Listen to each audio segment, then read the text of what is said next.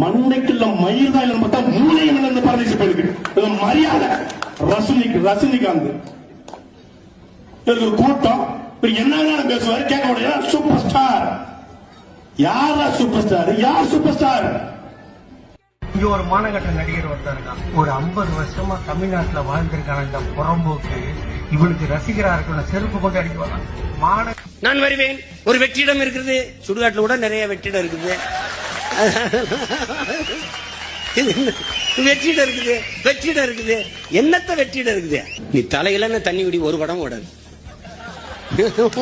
அது வாய்ப்பு இல்ல ராஜா, அது வாய்ப்பு இல்ல.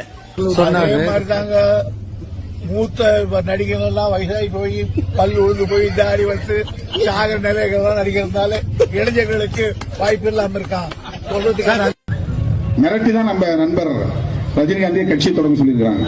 நம்ம நேரடியா நான் கட்சியை தொடங்க முடியாது, நான் எங்க முகத்தை பார்த்தா வெறுப்பா வந்துடும், நீ கொஞ்ச நாள் நீங்க வந்து சூப்பர் ஸ்டாரா இருந்திருக்கிற, நீ கட்சி தொடங்கினா கொஞ்சம் ஓட்டு. தமிழ்நாட்டில் எம்ஜிஆருக்கு அப்புறம் ஒரு பிரபலமான ஒரு தலைவரா ரஜினிகாந்த் அவர்கள் வரணும்னு நினைச்சார். அரசியலுக்கு வந்து சிஸ்டத்தை மாத்தணும் எல்லாம் பண்ணணும்னு நினைச்சார். ஆனால் இதே திமுக குடும்பம் பல மிரட்டல்களை கொடுத்து அவரை அரசியல் கட்சி வர விடாம பாத்துக்கிட்டாங்க. இன்னைக்கு என்ன ஆனார்? அவரு கடைசியில ரெட் ஜெயின் பிக்சர்லயே நடிக்க போயிட்டார். அவர் மேல விமர்சனம் கிடையாது.